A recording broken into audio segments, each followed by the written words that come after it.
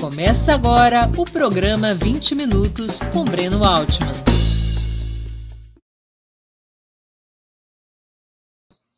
Bom dia! Hoje é 14 de julho de 2021, aniversário da Revolução Francesa, da queda da Bastilha. Está começando mais uma edição do programa 20 Minutos. Nossa convidada é Nilma Lino Gomes, ministra das Mulheres, Igualdade Racial e Direitos Humanos no governo Dilma Rousseff, além de professora da Universidade Federal de Minas Gerais e ex-reitora da Unilab, a primeira mulher negra a comandar uma universidade federal. Antes de começarmos a conversa, gostaria de pedir que façam uma assinatura solidária de Opera Mundi em nosso site ou se tornem membros pagantes de nosso canal no YouTube. A imprensa independente precisa da sua ajuda para se sustentar e se desenvolver. Também peço que curtam e compartilhem esse vídeo, além de ativarem o sininho do canal. São ações que ampliam nossa audiência e nossa receita publicitária. Nossos espectadores também poderão fazer perguntas à convidada nas áreas de bate-papo das plataformas. Quem as fizer, peço que contribuam, se puderem, com o Superchat ou o Super Sticker, sempre no canal de Opera Mundi no YouTube. Bom dia, professora Nilma. Muito obrigado por aceitar nosso convite. Uma honra ter sua presença no 20 Minutos. Muito obrigada. Bom dia, Breno. Bom dia para todas as pessoas que estão aqui conosco nesse canal. Muito legal estar aqui com você no Opera Mundi, viu? Prazer. Professora, a destacada intelectual negra Sueli Carneiro destacou em várias de suas obras e artigos o que chamou de epistemicídio em relação à questão racial, ou seja, tanto os intelectuais negros quanto o conhecimento sobre o racismo teriam sido anulados do sistema escolar, da cultura formal e até da discussão pública. A senhora partilha dessa mesma tese? Sim, partilho sim. Eu acho que a discussão que a Sueli Carneiro faz, ela é extremamente atual para todas e para todos. Ela se soma também a uma discussão semelhante que o professor Boaventura de Souza Santos faz sobre o epistemicídio, e acho que ambos querem destacar algo que é muito, muito forte, que o epistemicídio, ele não é só, digamos assim, a morte do conhecimento, e pensando aí, conhecimento de uma maneira mais ampla, e principalmente na leitura que Sueli Carneiro faz, esse conhecimento produzido, construído pela população negra ao longo dos séculos, não é isso? Presente na sociedade brasileira e negado por essa sociedade brasileira das mais diversas formas, você enumerou várias delas aí na sua própria pergunta, mas o que eu acho que é mais forte que Sueli traz é de que o epistemicídio ele não é só a morte desse conhecimento entendido como para além da ciência, né? É a morte dos sujeitos e das sujeitas que produzem esse conhecimento. Logo, eu acho que a gente pode, principalmente no contexto de hoje que nós vivemos no Brasil, político, econômico, social, articular a ideia do epistemicídio que Sueli Carneiro nos traz também com a ideia da necropolítica, que é deixar morrer. Então, o Estado, né, necropolítico, digamos assim, decide sobre aquelas pessoas as quais serão eliminadas das mais diversas formas. Não só eliminada pela violência física, como eliminada pelas outras formas de violência que a própria desigualdade social, a desigualdade racial e o racismo produzem. Então, eu concordo sim com Sueli, partilho dessa ideia. Acho uma ideia forte, sabe? Para pensar a sociedade brasileira hoje, não só para pensar o racismo ligado e voltado para as pessoas negras, mas para pensar o racismo enquanto um fenômeno perverso que causa um tremendo mal para toda uma sociedade e para todos os grupos étnicos que estão nessa sociedade, além das suas próprias vítimas, claro que é a população negra. Professora, quais as ferramentas desse epistemicídio? Eu digo, por exemplo, a senhora acha que na operação cotidiana do Estado, ao longo de décadas, a compra de livros para o sistema escolar, a contratação de professores, a aprovação de grades curriculares, tudo isso, essas ferramentas foram usadas conscientemente para esse epistemicídio? Olha, se você entende, Breno, o racismo como um fenômeno estrutural, e se ele é um fenômeno estrutural, significa que ele estrutura as relações sociais de uma sociedade. E quando a gente fala de estruturar umas relações, nós estamos falando somente de um imaginário, né? Nós estamos falando do imaginário, nós estamos falando de práticas. E as práticas políticas, sobretudo, elas são organizadas e formuladas conscientemente? Eu diria que sim. Eu diria que a própria maneira como o Estado brasileiro, na educação especificamente, durante todo o nosso período da história da educação, negou a educação à população negra, primeiramente. A gente sabe de todo o processo da escravidão, do que foi a nossa chamada abolição inacabada, não é isso? Do que foi uma república que não incorporou como cidadãs e cidadãos, nós, africanas, descendentes, né, de africanos e africanas, e que compomos a grande massa dessa população. Se você pensar, então, que o Estado ele foi criando políticas racistas, né, aqui no Brasil, que a gente tem a dificuldade de admitir que elas são, mas a própria não integração da população negra nos mais diversos setores, isso a gente pode entender de uma leitura racial que ela foi e é ainda uma política racista. Então, da forma como o Estado foi fazendo isso, a educação, a instituição escola, e esse silenciamento inicial sobre a população negra, ou sobre as questões raciais na escola, e depois uma produção de uma política educacional, de materiais didáticos passíveis de um grande branqueamento, não é isso?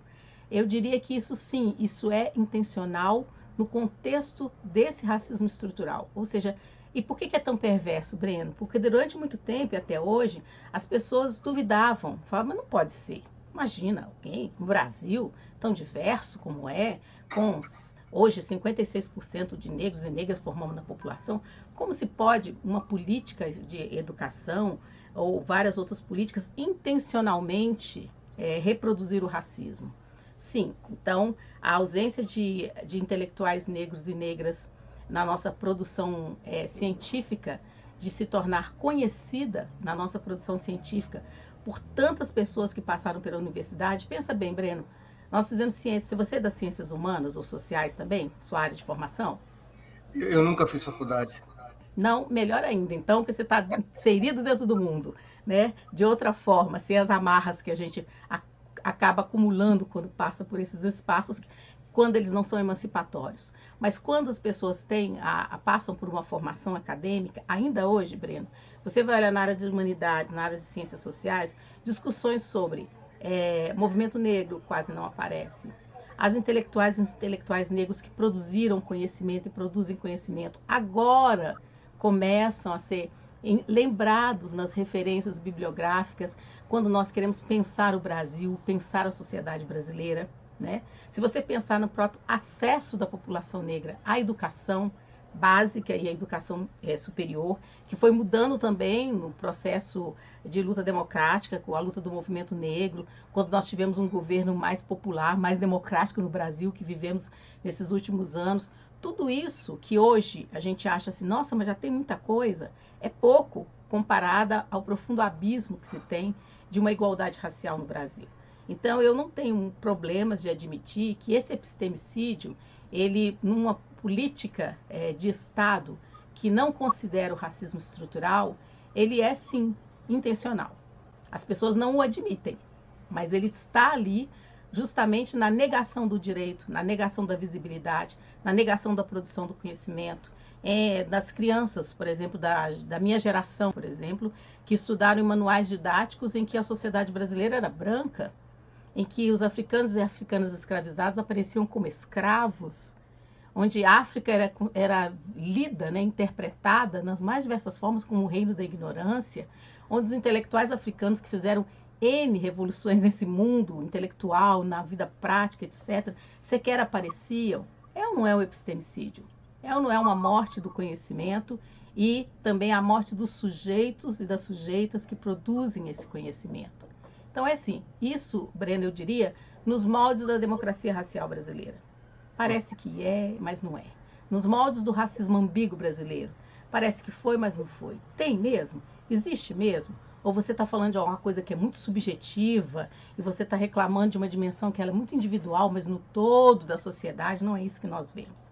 Então, o próprio epistemicídio brasileiro, eu acrescentaria, né, nessas análises que nós estamos falando aqui, que ele funciona num contexto muito específico de outros lugares do mundo e da própria América Latina, que é o contexto das relações raciais no Brasil e do racismo brasileiro, que eu não canso de repetir, que é o racismo marcado pela sua ambiguidade.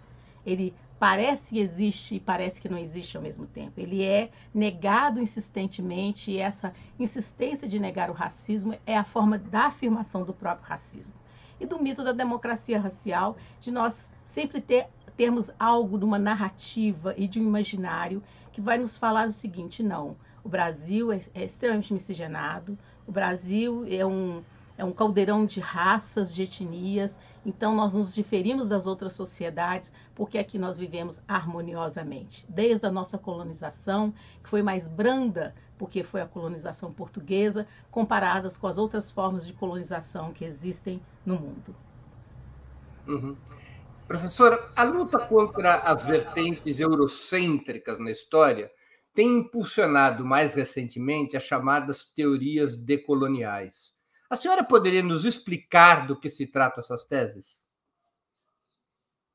Coloniais, eu diria que elas são compostas já há muito tempo, são construídas há muito tempo por intelectuais, pesquisadores latino-americanos, que vão, então, olhar para a América Latina e vão olhar para uma produção da violência que a colonização impregna na América Latina, em especial na América Latina focando, não só em relação às populações indígenas, também em relação às populações negras. E hoje, mais recentemente, as teorias decoloniais também têm um perfil do feminismo decolonial, que vão também entender esse lugar nas relações de gênero em relação às mulheres. E essa teoria decolonial ela vai chamar a atenção de que a construção das Américas ela é uma construção calcada em determinados tipos de padrões de dominação. E um desses principais padrões que vão ser discutidos é um padrão de ser, é um padrão de conhecimento, é um padrão de trabalho, né? Então, é um padrão de poder. E esses padrões, eles configuram as relações de violência e de exploração de desigualdade nessa América Latina.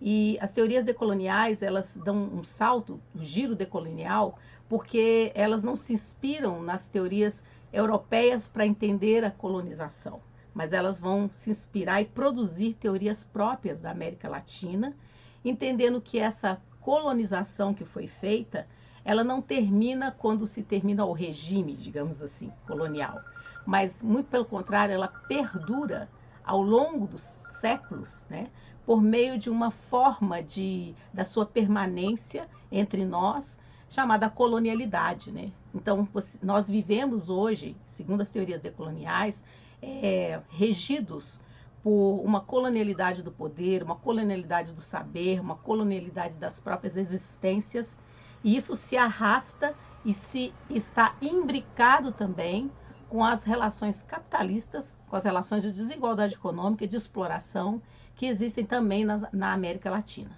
E claro, quando intelectuais negros e negras vão lendo a teoria decolonial e fazendo avançar essa teoria decolonial, olhando principalmente para o Brasil, e no caso das relações raciais brasileiras, nós vamos chamar a atenção de que dentro desses padrões de poder, a dimensão racial ela é também muito forte, e não pensando apenas na dimensão étnico-racial dos indígenas, mas também racial negra. Porque algo que a decolonialidade nos traz, as teorias decoloniais nos trazem, é chamar a atenção de que a raça ela é um padrão de opressão, de violência e de exploração enraizado nas Américas. Então, com isso, elas deslocam alguns olhares que entendem que somente a classe é a grande categoria para entender a exploração, a violência e a colonização e a colonialidade que perdura no contexto das Américas. Então, eu acho que o giro decolonial, que é composto um grupo, né, de pesquisadores latino-americanos que iniciam essas discussões das teorias decoloniais, eu acho que esse giro decolonial, ele hoje para nós, principalmente para mim, que trabalho no campo das relações raciais, ele nos inspira a ir além, aprofundando ainda mais a discussão da decolonialidade no contexto do Brasil, das relações raciais brasileiras e do racismo brasileiro.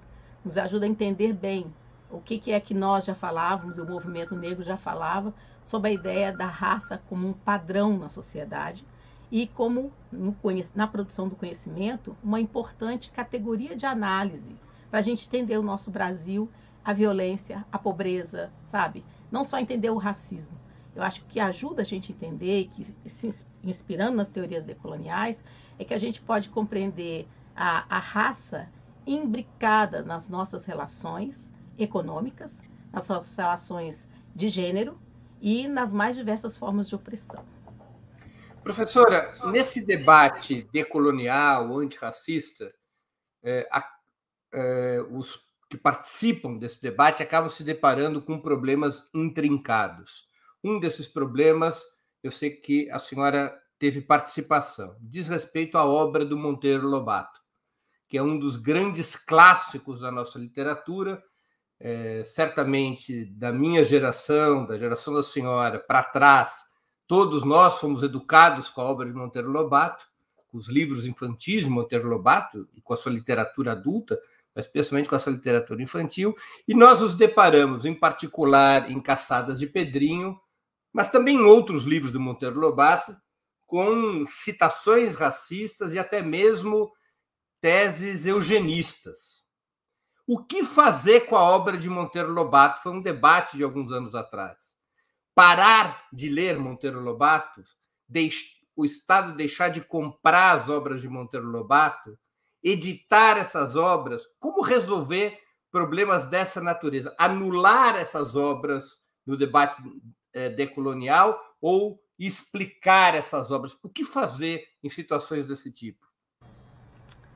Então, essa é uma discussão que foi muito, muito intensa, a época em que eu fui conselheira no Conselho Nacional de Educação e dei um parecer que é resultado, respondendo, digamos assim, a uma consulta, denúncia, feita por um cidadão brasileiro, que então recorre ao Ministério, à época, à SECADI, à época que tínhamos a SECADI, né, a Secretaria de Educação Continuada, Alfabetização, Diversidade e Inclusão. Ela foi extinta pelo governo Bolsonaro, ou pelo desgoverno Bolsonaro.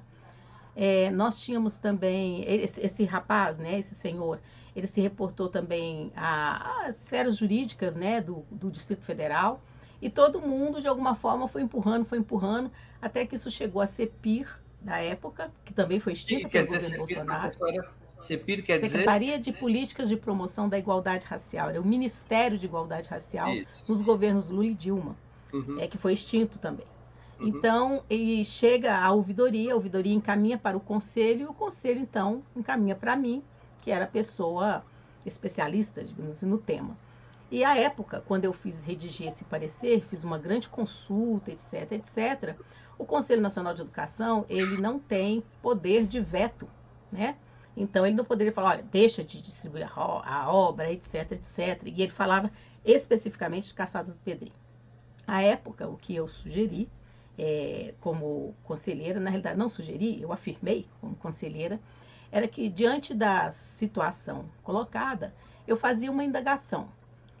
A Caçadas de Pedrinho, à época, a editora, né, quando publicou esse livro, ela faz uma nota, né, não nota de rodapé, uma nota explicativa no texto, não nota de rodapé, explicando para as crianças que a forma violenta, agressiva, como as crianças se relacionam com a onça nessa obra do Lobato, era um contexto de época, vamos dizer assim, uma inspiração, não contexto de época, era melhor dizendo, era uma ficção, tipo uma ficção criada pelo autor, e que hoje nós temos o IBAMA, que protege os animais, então as criancinhas não podem agir daquela forma, fazer essa explicação. E a minha pergunta era, ora, se há uma preocupação da editora naquele momento com o livro que ela vendeu para o governo federal, no caso não era o governo federal, melhor explicando, vendeu para o governo daquele município que o pai fez a denúncia, por que então, em relação ao racismo na obra do Lobato, que tem um monte de discussões e de críticas, e hoje já existe muito mais consenso, até mesmo entre aqueles e aquelas que defendem ardorosamente Lobato e a obra dele, que explicita sim o racismo, explicita sim o preconceito racial das mais diversas formas. E ele era declaradamente um eugenista, né? Declaradamente eugenista, ele não tinha problema nenhum com isso. Quem tem problema com isso são as pessoas que amam, adoram, idolatram o Lobato. Porque ele, particularmente, nunca teve problema com isso, pelo que a gente vê dos escritos dele, né? Está escrito, e inclusive pelas cartas que ele trocava com médicos higienistas daquela época, onde uma delas, inclusive eu cito isso no parecer, ele chama a atenção de que a literatura é uma boa forma de fazer eugenia.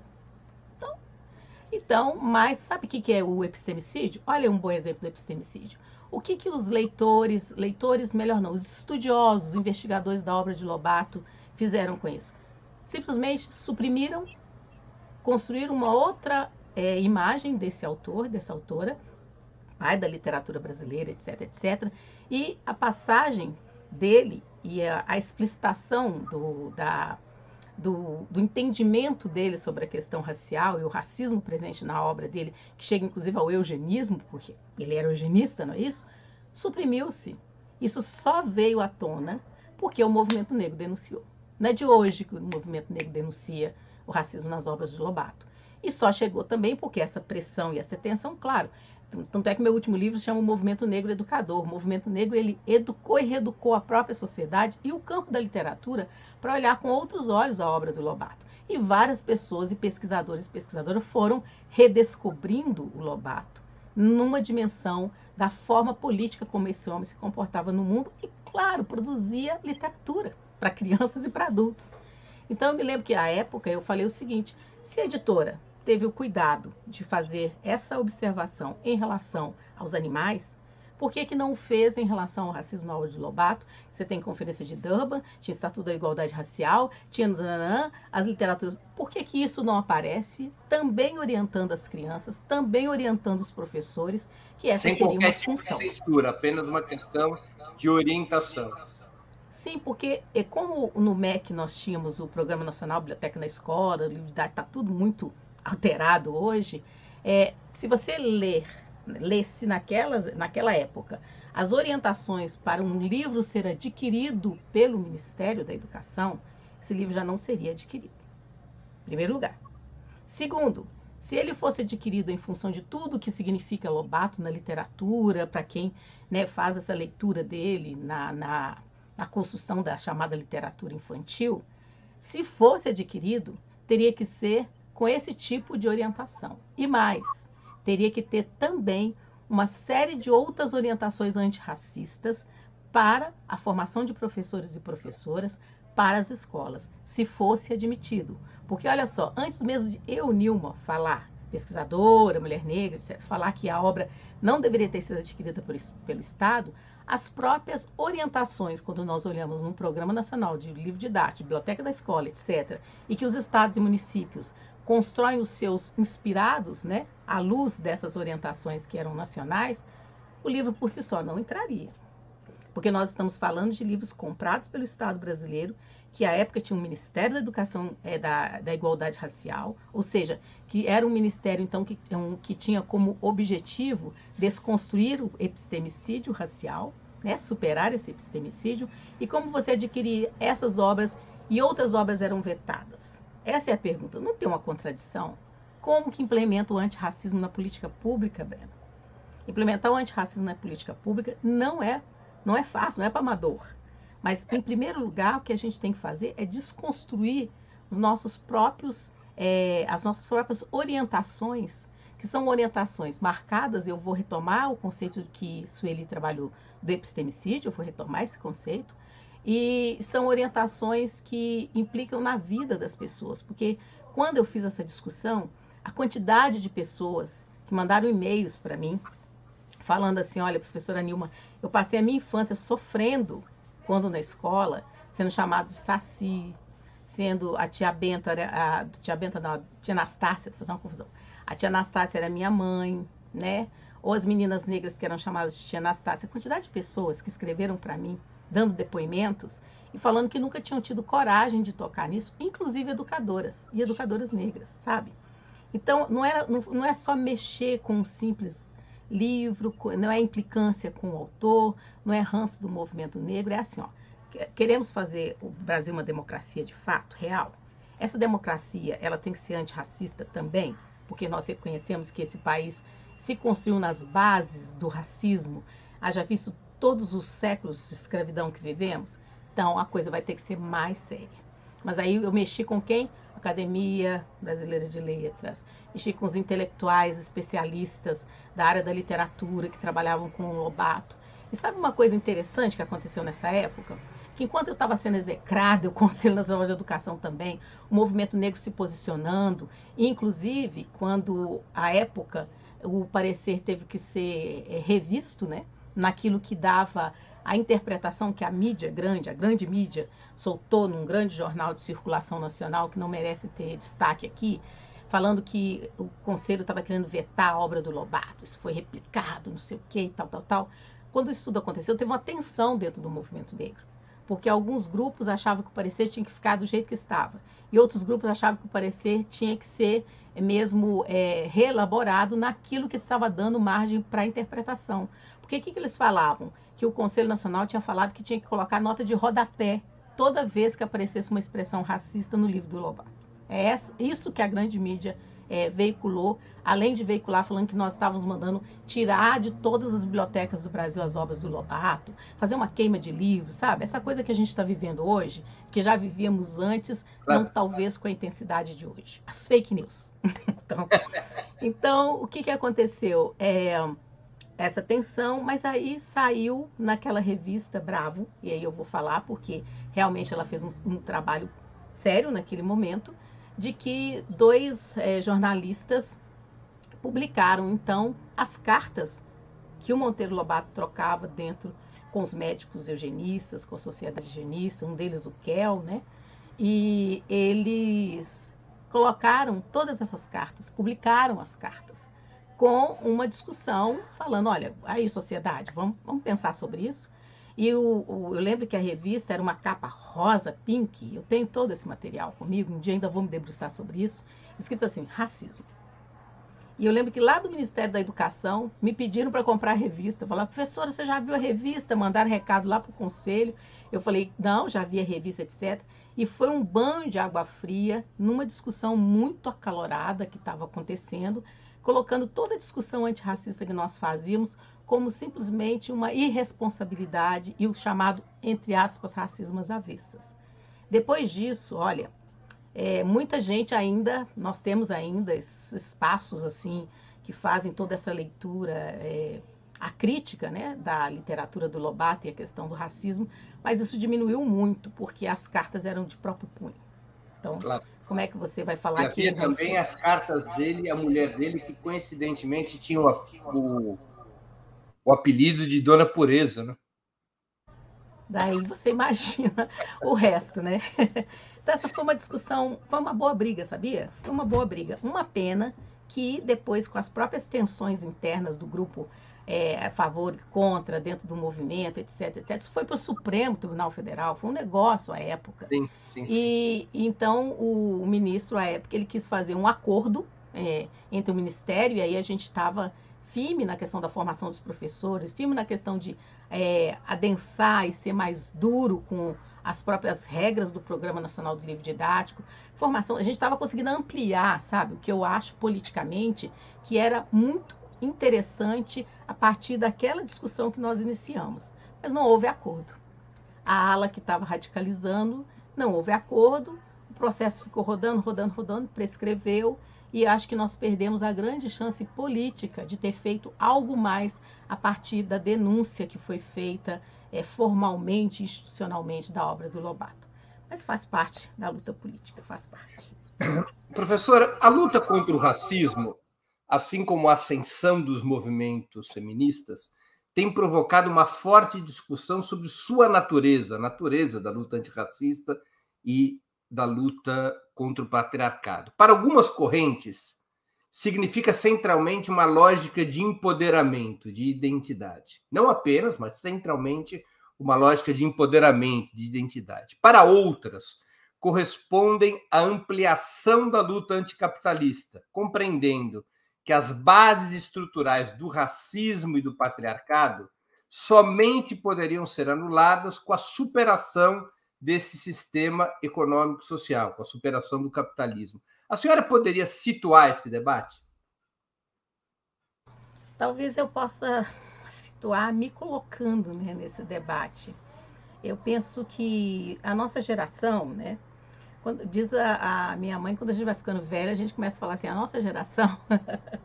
Então, eu me pego com meus filhos, no nosso tempo, no meu tempo. É isso mesmo. Na nossa geração, nós, na luta política, na nossa formação política, ela foi uma formação política crítica. Eu acho que não tem como dizer que ela não foi uma formação política nas bases do que o marxismo nos ensinou, né? Nas bases de compreensão da exploração de classe, da luta de classes, da mais-valia, né? De toda essa complexidade do que a exploração capitalista fez e faz no mundo. E é muito interessante porque, pelo menos na minha história, né, de uma menina de família pobre e tal, aqui em Belo Horizonte, família do interior, quando eu comecei a ter contato com essa leitura, era como um desvelamento do mundo, sabe? Você começa a entender seu lugar no mundo como explorada, digamos assim, né? Então, isso é muito importante. Porém, eu acho que, juntamente com essa leitura do peso do econômico e da classe no mundo, e vamos pensar aqui no Brasil, também acontecia no Brasil a formação de um pensamento, uma reflexão negra sobre o próprio Brasil e o contexto do racismo impregnado nessa exploração capitalista toda. Então, claro que todo mundo que estuda o campo das relações sociais sabe citar a Frente Negra Brasileira, o Teatro Experimental do Negro, o Movimento Negro Unificado, o MNU, que fez 43 anos, está fazendo 43 anos. Um abraço aqui, todo respeito ao MNU. Então, juntamente com essa leitura classista de mundo, digamos assim, também era construída uma leitura antirracista desse mundo e antirracista do Brasil.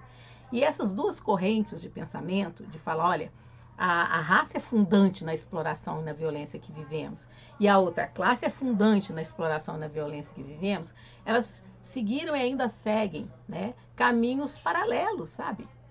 Agora que a gente tem, e aí eu acho que é o feminismo negro que ajuda a gente a avançar nessa discussão, quando tem a formulação da discussão sobre a interseccionalidade, de entender como que essas dimensões de exploração que acontecem no mundo e no Brasil em especial, elas não ocorreram paralelamente, mas elas sempre foram imbricadas.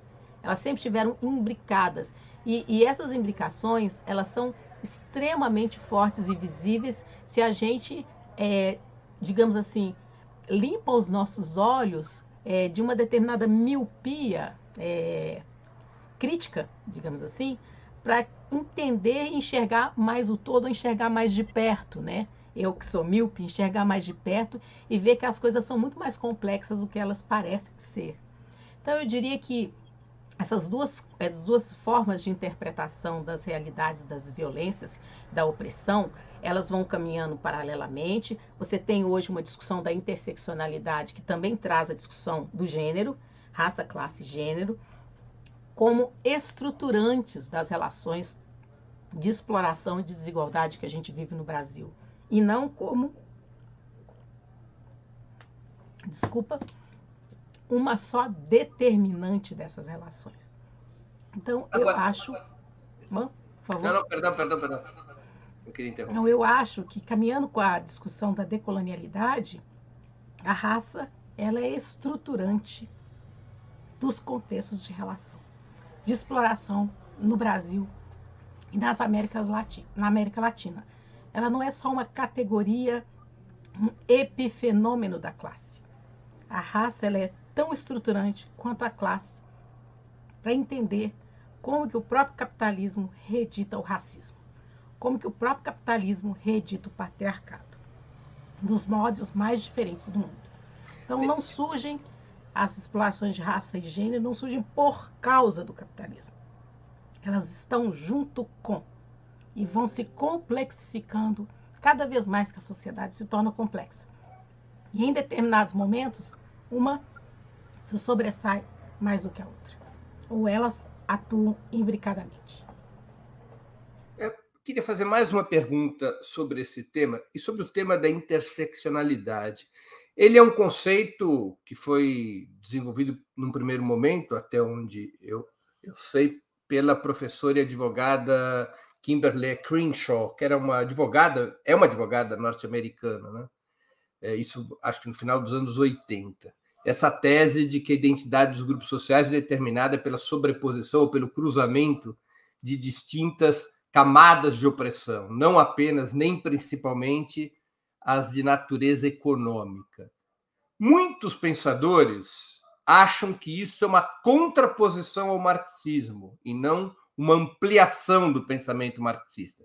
Para o marxismo, a centralidade estaria na questão da classe, isso é, no lugar que cada pessoa ocupa nas relações de produção.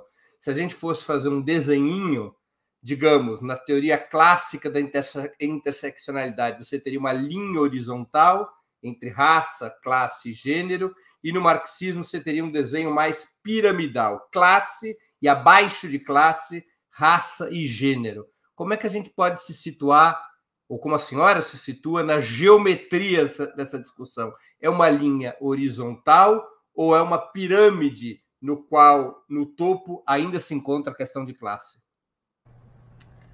Bom, eu tenho problemas com as retas. Eu tenho problema com as retas. É o que o Niemeyer, também um mineiro, falava a respeito da arquitetura. As retas não ajudavam os bons desenhos. Eu acho que as retas sejam assim, sejam formando as pirâmides, né? Elas acabam fechando ou sempre colocando um ponto inicial e um ponto final. E tudo que eu acho que a vida e a sociedade não tem, Breno, é ponto inicial e ponto final da forma como a gente quer, por exemplo, encaixar nas teorias, né? A ideia das macro-teorias, as macro-narrativas que explicam, né, todas as vivências dos sujeitos. O que eu penso é que se elas explicassem, os sujeitos não ficariam tão descontentes com a incompletude de determinadas explicações macro sobre a própria vida, sobre a exploração, sobre a violência, sobre o meu lugar no mundo. Então, eu acho que eu prefiro pensar alguma coisa mais espiralada, sabe? Que dá muito mais movimento e que tem menos possibilidade de eu traçar, começa aqui e termina aqui. Eu acho que se você entra num determinismo exacerbado, você não avança nem na luta anticapitalista, nem na luta antirracista, nem na luta antipatriarcal. Por isso que eu acho que o que a interseccionalidade traz, e principalmente as discussões que foram sendo feitas a partir da nomeação que Crenshaw faz, eu acho que é muito mais compreender que não é a sobreposição desses fenômenos, sabe? Mas é muito mais o que eu chamava a atenção de uma imbricação desses fenômenos, e que para a gente avançar na luta socialista, na luta democrática, nós temos que avançar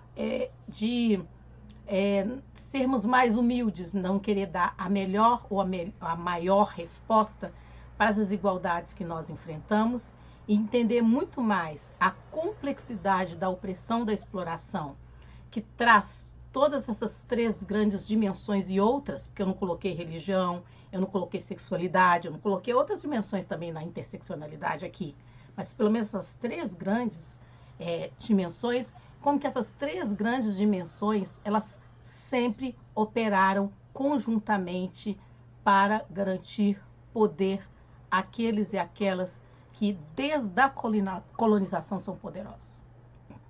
Se você pensar no Brasil hoje, os mais ricos, etc., etc., eu costumo brincar, se a gente traçar uma árvore genealógica, né? Não desses, eu estou pensando das famílias tradicionais, né, brasileiras super ricas. Você vai encontrar lá nas capitanias hereditárias, você vai encontrar lá na época das bandeiras, você vai encontrar lá ranços que vai mostrando que ali operava tanto a dimensão econômica, que depois ela vai sendo complexa, se tornando mais complexa com o avanço do capitalismo, como você vai encontrar a dimensão da raça ali, o extermínio, genocídio, indígenas, africanos escravizados, escravizadas, quando você vai encontrar ali a questão do patriarcado, que é o lugar do homem no pensamento e nas ações de uma superioridade do mando sobre a mulher. Não tem como você separar isso. Eu acho que o nosso avanço seria entender o que da nossa produção teórica e política nós perdemos quando nós não espiralamos as nossas análises e queremos só que elas sejam ou assim ou assim.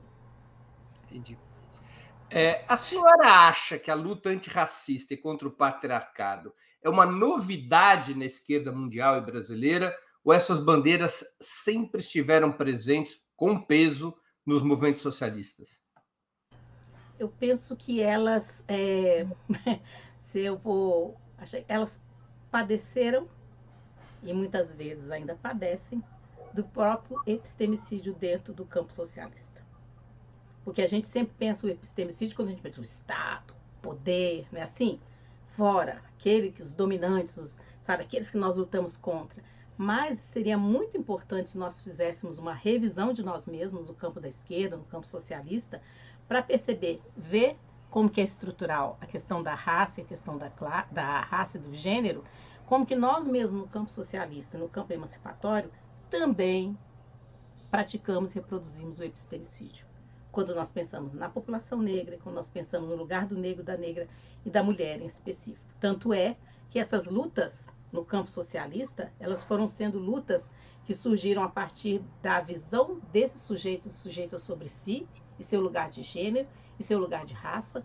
Hoje também a diversidade sexual, que impacta também a própria discussão de gênero, porque no cânone, digamos assim, das ações políticas ou da produção intelectual do campo socialista e do campo das esquerdas, de um modo geral, elas não eram consideradas. Então, se as mulheres não cerrassem fileira, não construíssem uma produção, uma luta, uma pauta feminista para fora, nas relações de poder, fora, e para dentro das relações de poder no campo socialista, se nós, negras e negros, não fizéssemos a mesma coisa, construíssemos uma luta antirracista, aí mais dura, para fora, contra os chamados grandes poderes, os poderosos, para dentro do campo da esquerda, dentro do campo do socialismo, e mais, para dentro do dentro, que é dentro da própria luta feminista, que também não reconhecia o lugar da mulher negra na luta pelo seu direito e a especificidade que ser uma mulher negra tem no próprio contexto das lutas feministas, da exploração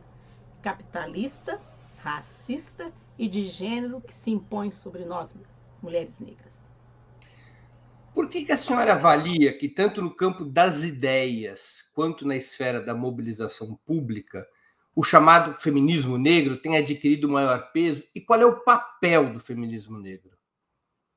O papel do feminismo negro é o que eu sempre chamo como o papel do movimento negro de um modo geral, de um modo mais amplo, que é um papel, eu sou uma educadora, né? Educativo. É um papel de educar e reeducar a sociedade brasileira e, no caso, o campo socialista brasileiro, em relação à perversidade, à exploração e às implicações tremendas que o racismo incide sobre nós, negros e negras, e que o patriarcado incide sobre as mulheres, de um modo geral, ou quem não está na esfera hétero, de um modo geral, e com muito mais peso quando se cruza a dimensão de gênero com a raça. Então, esse papel de educar e reeducar é que tem feito, eu vejo, visível, avanços nas próprias elaborações, quer sejam políticas, quer sejam teóricas, na revisão de posturas, sabe, Breno? Porque tudo isso que a gente está falando aqui, nós estamos falando das categorias, nós estamos falando das dimensões mais macro, mas o efeito central que elas trazem é um efeito na própria construção de subjetividades outras, sabe? Subjetividades antirracistas, subjetividades que saem contra o patriarcado, subjetividades que sejam contrárias a toda e qualquer exploração capitalista. E essas subjetividades, elas nos movem a construir outras práticas, outras ações. Então, o feminismo negro, ele tem um papel político importante no que a gente pensa na ação política de um modo geral, e ele tem um papel pedagógico no contexto de uma reeducação e de apontar lacunas, preconceitos, racismos, formas da gente poder reinterpretar e viver de outra forma, de apontar o poder, né, sendo usurpado também em relação a negros e a mulheres negras, dentro do nosso próprio campo emancipatório. E eu sempre chamo a atenção de que quando ele faz isso, ele educa e reeduca, ele educa e reeduca a si mesmo. Então, o próprio feminismo negro também vai se reeducando na relação e na sua formulação e intervenção. E quando produz essa complexidade do educar e reeducar, constrói outras estratégias de ação. Então, outras literaturas, outras narrativas, outras intervenções formam, né, outras intelectualidades, né? Ontem eu estava num debate muito interessante, onde uma colega chamava a atenção, a Rita Segato, uma feminista argentina, de que a gente tem a produção de uma outra forma de inteligência política, e eu diria, no caso do feminismo negro, traz uma outra forma de inteligência política e pedagógica para entender o que significa o racismo na sociedade de modo geral e o que significa o racismo imbricado com a exploração de gênero na nossa sociedade. E isso, claro, sem desconsiderar o peso que as relações econômicas também têm para adensar e aprofundar toda essa complexidade. E mais, quero trazer mais uma outra dimensão, claro. Que é o feminismo negro, quando inclusive trabalha com a dimensão da interseccionalidade, discute não somente a interseccionalidade desses fenômenos perversos que eu estou falando, mas principalmente também discute a possibilidade de interseccionalidade de lutas emancipatórias. Então, a interseccionalidade de lutas emancipatórias significa que eu luto por democracia, eu sou uma mulher socialista, eu luto por emancipação social, então também as práticas dos movimentos sociais têm que se ampliar e ao mesmo tempo se articular, de forma que eu não precise estar no sindicato gritando pelo meu lugar de mulher negra, mas que a luta sindical entenda que ela também tem que ser antipatriarcal, antirracista e tem que ser anticapitalista. Que a luta do sem terra, ela também tem que ser, entendeu? Que a luta do movimento negro também tem que ser anticapitalista, antipatriarcal, sendo antirracista. Então, acho que a interseccionalidade que o feminismo negro traz nos ajuda a entender não só a imbricação desses fenômenos na estrutura do poder, mas também a imbricação dos fenômenos nas lutas emancipatórias. Quer dizer, na geometria aspiralada que a senhora propõe, o feminismo negro, que no Brasil é um feminismo da classe trabalhadora, por obviedade, né? Quer dizer, os negros são fundamentalmente parte da classe trabalhadora, o feminismo negro seria um lugar crucial, um lugar central desse imbricamento. Eu penso que sim, é um lugar central, e se você olhar nesses últimos tempos, principalmente agora, nesses momentos que nós vivemos de ascensão da extrema-direita no poder, um monte de lives que a gente tem feito em função da dramaticidade que é a pandemia que nós enfrentamos, né, e junto com toda uma crise sanitária e econômica, a produção e a discussão que eu tenho acompanhado com participação das feministas negras ou dentro do feminismo negro, para mim traz dimensões centrais para a gente entender os lugares dos sujeitos, né? E principalmente negros, negras, pobres, etc., mas o lugar dos sujeitos nesse contexto de tantas pressões que nós vivemos. Eu acho que seria muito salutar se a gente pudesse ter nossas grandes intelectualidades, né, do campo socialista no Brasil, principalmente os homens, né, mas as mulheres também, brancos, e eu estou falando da branquitude, lendo Angela Davis, lendo Bell Hooks, lendo Sueli Carneiro, lendo a Carla Cotirene, lendo Djamila, lendo, entendendo, discutindo e debatendo, né? concordando, divergindo, etc., mas compreendendo outras lógicas. E a lógica que o feminismo negro traz, e essas mulheres que eu citei, existem outras também, fora daqui, Patrícia Hill Collins, né, e a própria Kershaw, para a gente, quem sabe, nós poderíamos aí, sabe, Breno, reestruturar um pouco as nossas estratégias de luta, de forma que, ao propormos, por exemplo, políticas, né, seja dentro do partido, seja em movimentos, seja voltando ao governo, que eu espero, e é a nossa luta, que em 2022 derrubemos essa extrema-direita, a gente possa pensar o Brasil como ele é, né? Não o Brasil da democracia racial, do mito, mas o Brasil como ele é. E assim, entendendo o Brasil como ele é, aí a gente pode propor uma democracia que eu costumo chamar de radical, que é anticapitalista, que é antirracista, que é antipatriarcal, que é anti-LGBT-fóbica, que é antifascista.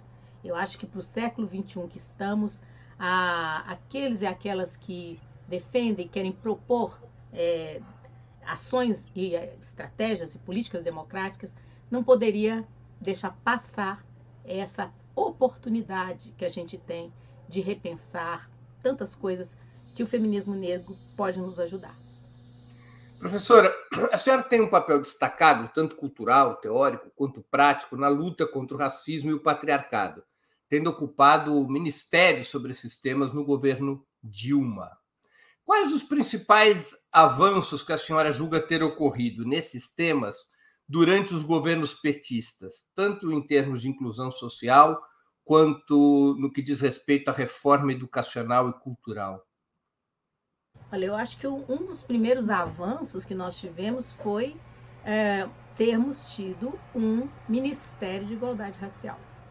Olha, que quando fui reitora e como pesquisadora e quando fui ministra também, nas conversas com outros países, nas conversas com os países latino-americanos, africanos, todas as pessoas se surpreendiam do Brasil ter tido a coragem de ter um ministério para cuidar de igualdade racial. Por quê? Porque só o fato de você ter um ministério que cuide da igualdade racial já significa que esse Estado ele está compreendendo que existe um racismo estrutural. E que esse racismo estrutural ele tem que ser combatido e superado, não somente com os discursos, com as narrativas, também com os discursos, com as narrativas, mas principalmente com práticas, e práticas significam políticas públicas. Então, acho que isso, para mim, é algo muito importante. E o que é mais importante aí, Breno, é de que esse ministério, ele não surge por obra e graça do campo da esquerda socialista, por obra e graça dos governos. Ele surge por uma pressão do movimento negro, histórica, dentro do partido, fora do partido. E mais, o que é interessante nesse processo é que a demanda, a denúncia, ela é escutada no momento das negociações para o governo, e ao ser discutada, ela é tensionada, inclusive, e esse ministério sai. Porque se nós tivéssemos uma postura autoritária naquele momento, e sabendo que o Estado e os governos são reinos da branquitude no Brasil, poderia ter sido negada a ação do movimento negro e dos ativistas negros e negras dentro do próprio partido, dos movimentos sociais que configuraram a base do que foi o governo Lula e depois o que foi o governo Dilma, os governos do PT. A outra questão que eu acho que é avanço para nós é a... Oi? Não entendi? Não, é só tossi. Tá bem. Eu também estava assim engasgada ali, porque eu fiquei empolgada. Bom, então, o outro avanço que eu considero também, que acho que todas as educadoras emancipatórias, né, não só as mulheres negras, nós concordamos, foi a alteração da Lei de Diretrizes e Bases 93, 94 e 96 pela Lei 10.639 de 2003. A obrigatoriedade do ensino de história e cultura afro-brasileira e africana nas escolas da educação básica. E que depois resultou em parecer, resolução pelo Conselho Nacional de Educação, depois resultou em um plano de implementação dessa legislação, uma implementação da LDB que tem muitos avanços e recuos, muitas irregularidades na prática da educação básica e na formação de professores ainda, mas que, sem dúvida, trouxe uma inflexão nesse lugar de uma política educacional antirracista E quando tivemos a Secretaria de Educação Continuada, Educação Continuada, Alfabetização, Inclusão, Diversidade e Inclusão, nossa, já perdi tudo nas letrinhas da SECADI. Mas quando nós tivemos a SECADI, ela teve uma ação muito importante, com uma coordenação de educação de relações étnico-raciais. Fizemos uma série de ações, editais, etc., formação de professores, uma série de coisas. E pressionou, e tem pressionado, as universidades e as licenciaturas a incluir a discussão como disciplina, como temáticas, como pesquisa na educação superior. Acho que foi possível começar a vencer a luta contra o epistemicídio. Sim, eu acho que nós estamos em luta contra o epistemicídio, sempre. Então, eu acho que avançou, fez avançar, deu passos a mais nessa luta contra o epistemicídio. E aí, claro, eu acho que tem uma série de outras ações, como, por exemplo, um Estatuto da Igualdade Racial, isso não é pouca coisa, com todas as controvérsias que o Estatuto teve na época da sua aprovação e as negociações que foram feitas, o Brasil é o único país que tem um Estatuto de Igualdade Racial. Ou seja, se os governos estaduais, municipais, falassem assim, nós não sabemos como implementar uma política antirracista, leia o Estatuto, aplica o Estatuto. Os próprios governos federais, assim, ali você tem um condensado, né, das principais questões. E de lá nós tivemos o quê? Lei de cotas, né, a inserção de jovens negros e negras no ensino superior público federal e estadual, que antes mesmo da lei federal já existiam iniciativas. Nós tivemos Lei 12.990, que é cotas raciais nos concursos públicos, com uma dificuldade de implementação, mas já implementada em vários locais, inclusive inspirando governos estaduais e municipais. Então, a gente tem uma mudança aí nesse cenário. E a gente tem também uma série de outras ações ligadas a uma produção intelectual que se inspirou muito nesses avanços antirracistas para analisar, para interpretar. Nós temos hoje uma normativa do MEC, que são cotas raciais na pós-graduação, e isso tem replicado numa série de universidades e cursos de pós-graduação no país. E eu acho que também tem uma outra questão, a própria produção, ou o espaço para a produção dos mapas das desigualdades, da violência, dos mapas da violência, do índice de vulnerabilidade juvenil, ou seja, a gente tinha um clima que também possibilitava que pesquisas fossem feitas analisando a própria situação de violência, desigualdades no Brasil, considerando o recorte raça-cor. E aí vai mostrando as grandes lacunas, e essas grandes lacunas vão mostrando também possibilidades de interferência.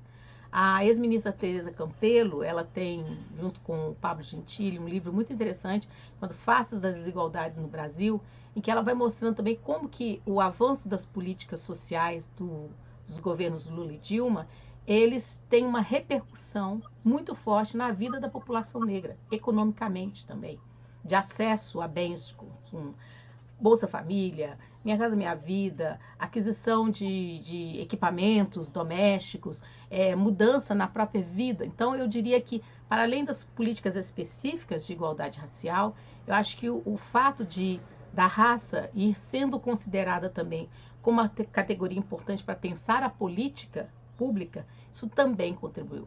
Claro que tem muita coisa que a gente devia ter feito e nós não fizemos. Mas o Brasil que nós tivemos de 2003 até o início de 2016 é um outro Brasil quando a gente compara o que estava antes e o que está agora, que é uma destruição. Aí vem minha pergunta, o outro lado da moeda. O que tem significado o governo Bolsonaro, com Damares e o presidente da Fundação Palmares, Camargo, né? Sérgio Camargo, para a luta contra o racismo e o patriarcado? Uma tentativa insana de destruição de tudo que a gente construiu. E eu digo tentativa, sabe, Breno, porque a minha ideia espiralada, né, é de que sabemos todos nós, a história não é linear, e sabemos que esse momento terrível ele vai ser vencido. Eu acredito nisso. Nós precisamos acreditar nisso, inclusive para alimentar a nossa luta, né?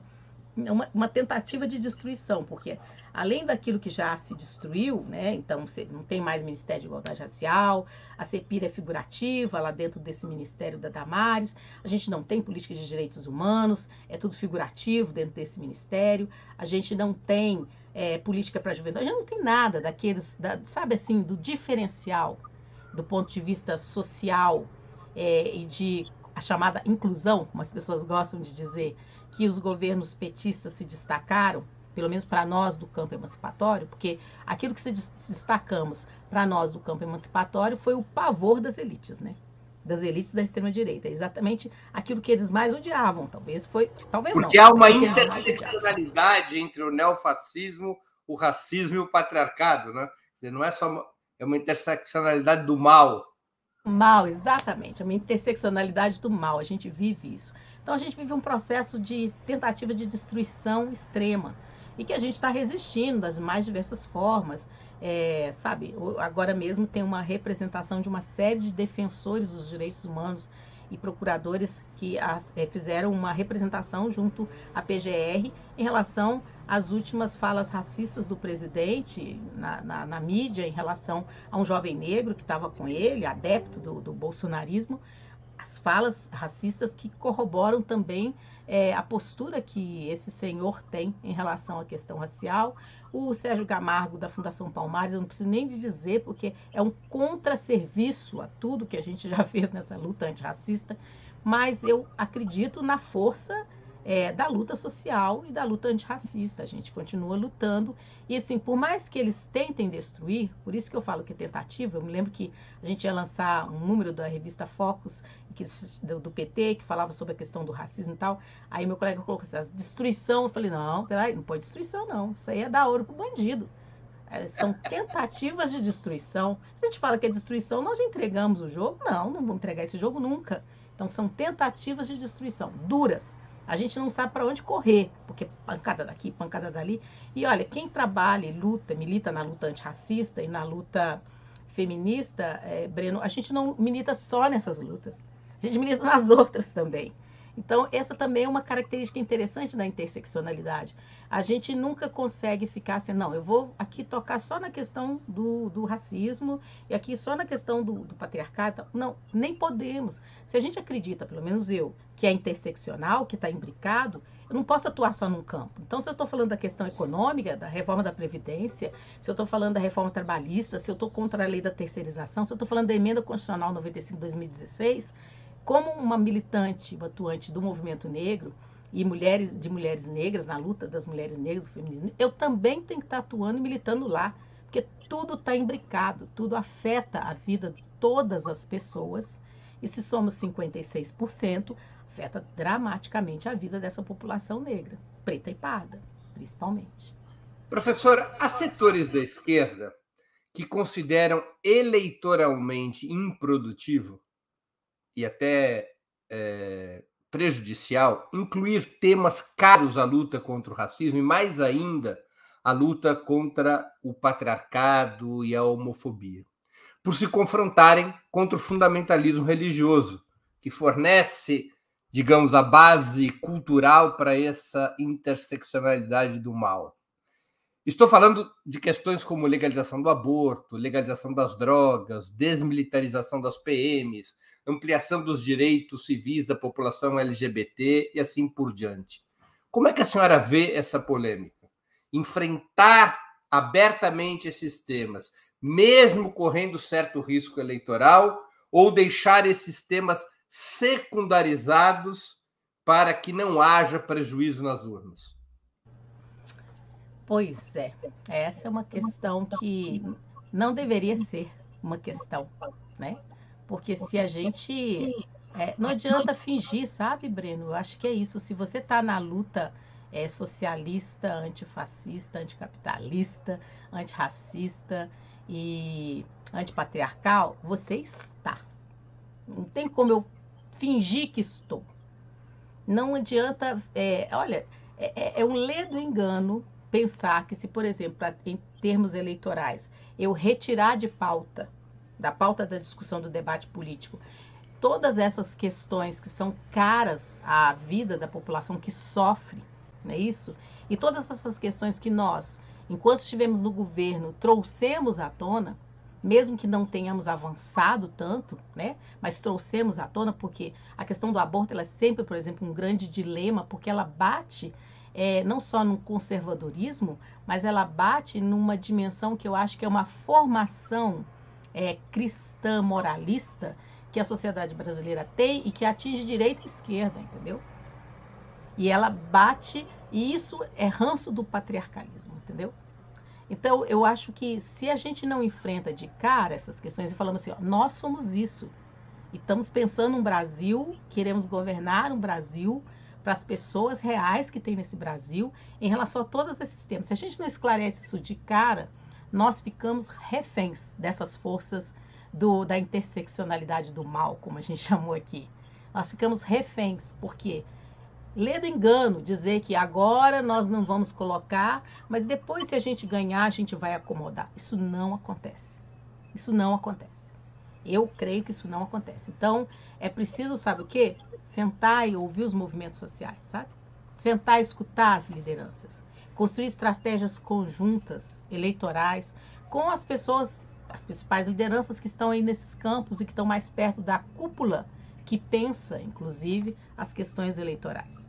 Eu acho que vai ser uma grande decepção se essas discussões que são tão caras e que foi o campo socialista e o campo da esquerda, que com todas as tensões que nós conversamos aqui, mas é que teve um espaço forçado para que essas questões aparecessem, entendeu? E se nesse momento a gente nega isso, nós vamos estar nos alinhando ao fundamentalismo religioso fascista que nós tanto discursamos nesse momento de que nós queremos derrotar. Sabe, é um momento de muita coragem, sabe? É um momento de muita coragem. Eu não acredito muito nessa questão estratégica eleitoreira que muitas vezes os colegas defendem. E, infelizmente, quem faz essa discussão na cúpula são homens e brancos. Professora, infelizmente a gente está chegando no fim dessa nossa conversa. Eu queria fazer à senhora perguntas que eu sempre faço aos nossos convidados quando vai se encerrando o bate-papo. Qual livro que a senhora leu ou está lendo durante a pandemia e gostaria de sugerir aos nossos espectadores? Essa é a primeira pergunta. A segunda, qual filme ou série? Então, eu reli nesse tempo vários livros, mas eu vou indicar aqui a Bell Hooks, Ensinando a Transgredir. Acho que tem muito do que eu falei aqui para o campo educacional e para além. Eu tenho um que eu estou relendo direto, Pedagogia da Indignação, de Paulo Freire. Acho que quem não conhece e não se debruçou sobre esse livro, o que eu acho interessante é que ele traz as cartas póstumas de Paulo Freire, um Paulo Freire mais maduro, inclusive com as questões raciais e tal, e um Paulo Freire indignado. Porque eu acho, sabe, aproveitando, Breno, nesses 100 anos de Paulo Freire, que tem hora que fazem leituras muito românticas de Paulo Freire, sabe? Eu acho que Paulo Freire tinha mais radicalidade no pensamento dele, e Pedagogias da Indignação, para mim, fala disso. Outro que eu li, eu fiz uma listinha aqui, que eu li também, além de Ensinando a Transgredir, Pedagogia da Indignação, um Boaventura de Souza Santos, que ele ampliou, que é Esquerdas do Mundo Univos, que tem muito do que eu também estou aqui tentando discutir com você, dessa necessidade de uma maior união no campo das esquerdas, e aqui nós estamos destacando as categorias chaves, e principalmente a raça, né? Com relação a filmes, Bacurau, filmes Bacurau, Amarelo, lindo. Amarelo é o documentário sobre o homicida, né? Sobre homicida. Teve mais um que eu listei para mim, que era... Qual foi mesmo? Eu falei com a Laila. Não sei se eu citei umas outras séries. Aquele com o Denzel Washington, o Mais Supremo dos Blues também, que eu discuti, que eu sugeri também como livro. Como livro não, como filme. Com a Victoria Davis, né? Como atriz. Ela é maravilhosa. Viola Davis, para mim, é maravilhosa. É uma das grandes atrizes da atualidade. São alguns, né? Professora, queria agradecer muito pelo teu tempo e por essa conversa de grande interesse ao nosso público. Obrigado pela oportunidade que você deu aos nossos espectadores, às nossas espectadoras e a mim mesmo. Breno, eu só tenho a agradecer o espaço, a oportunidade e o bate-papo gostoso que a gente fez, que olha, não é sempre que a gente pode falar sobre essas questões em programas que não são programas da bolha, por exemplo, da bolha da luta antirracista, da bolha da luta feminista. Eu acho que é muito legal que o Opera Mundi tenha tocado nessas questões e tantas outras que você trabalha aqui no programa, e que mais e mais nós possamos, porque essa é uma forma de nós nos reeducarmos mutuamente, né? E agradecer a todas as pessoas que nos assistiram. Muito obrigada. Obrigada mesmo. Muito obrigado, professora. Encerramos assim mais uma edição do programa 20 Minutos. A nossa convidada de hoje foi a ex-ministra da Igualdade Racial e dos Direitos Humanos, Nilma Lino Gomes, professora do FMG e ex-reitora da Unilab. Voltaremos a nos ver amanhã, quinta-feira, 15 de julho, às 11 horas, com mais uma edição do programa 20 Minutos Internacional. A convidada será a jornalista e cientista política italiana Tiziana Barilà, para conversarmos sobre a situação do seu país e a crise brutal da esquerda italiana, uma nação que já teve o mais poderoso partido comunista do Ocidente. A entrevista será em italiano, mas com legendas em português. Até lá, obrigado pela audiência e um grande abraço. Para assistir novamente esse programa e a outras edições dos programas 20 Minutos, se inscreva no canal do Opera Mundi no YouTube. Curta e compartilhe nossos vídeos, deixe seus comentários. O jornalismo de Opera Mundi é mantido com o seu apoio. Faça uma assinatura solidária em www.operamundi.com.br. Com um pequeno valor mensal, você nos ajuda no desenvolvimento de um jornalismo independente e de qualidade. Obrigado pela audiência e até a próxima.